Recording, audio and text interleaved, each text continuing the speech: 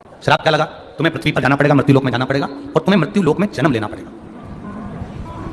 मृत्यु लोक में जाना पड़ेगा और तुम्हें जन्म लेना पड़ेगा। अब दुख आ गया पितरों की बेटियां।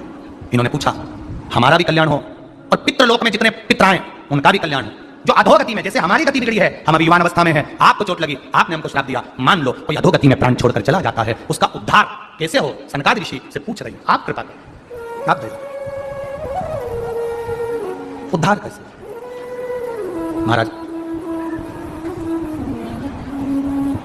7 स्थान शिवलिंग के बताए हैं जहां पर भूल से भी अगर कोई चंदन की उंगलियां लगा देता है, 7 स्थान ऐसे हैं जहां चंदन की मात्र उंगलियां लगा देने से ही शिव पितृलोक के पितरों को मुक्ति प्रदान करके वैकुंठ लोक का निवास दे देते हैं। 7 स्थान,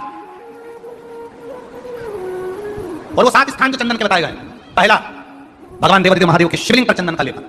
समझ लेना जरा बहुत अच्छे से।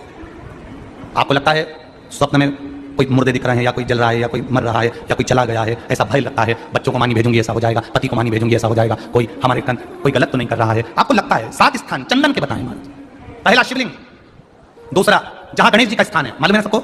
जम के बोलो जरा, मालूम है सबको? जहां गणेश जी का स्थान है वहां अलग से गणेश जी बैठे, वहां नहीं। शिवलिंग में जलाधारी के ठीक सामने, राइट में गणेश, लेफ्ट में कार्तिकेय, बीच में अशोक सुंदरी। तो पहला चंदन बाबा के शिवलिंग पर, दूसरा गणेश जी पर चंदन की उंगली, तीसरा षडानंद कार्तिकेय पर चंदन की उंगली, चौथा अशोक सुंदरी पर चंदन की उंगली, पांचवा जलाधारी पर चंदन की उंगली, छठा जो शिवलिंग का जल बह रहा है इसके ठीक विपरीत की ओर चंदन की उंगली, और 7वां चंदन नंदी के मस्तक के ऊपर जो 2 सींग लगे रहते हैं उस पर चंदन की उंगली। ये कब लगाई जाती है? या तो अमावस्या के दिन। आपको लगता है कि हमारे पूर्वजों का उद्धार नहीं हुआ, हमारे पूर्वजों का कल्याण नहीं हुआ, कहीं अधोगति में कोई चला गया है, उसका बस एक बार, रोज नहीं जरूरत है, प्रतिदिन जरूरत ही नहीं, महीने में एक बार अगर अमावस्या के दिन भी आपने चंदन के थोड़ा सा चंदन अगर मेरे देवादिदेव महादेव को 7 स्थान पर समर्पित किया है। अशोक यहाँ पर वर्णन कर रही है, मैना, धन्या और कला की कथा कर रही है। तीनों ने सनकादि ऋषियों से मांगा। चंदन भगवान को अति प्रिय होता है, और चंदन ही एक ऐसा होता है जो पितरों को भी प्रिय होता है, जिसका स्पर्श मात्र लगने से पूर्वजों का कल्याण हो जाता है। वो चंदन का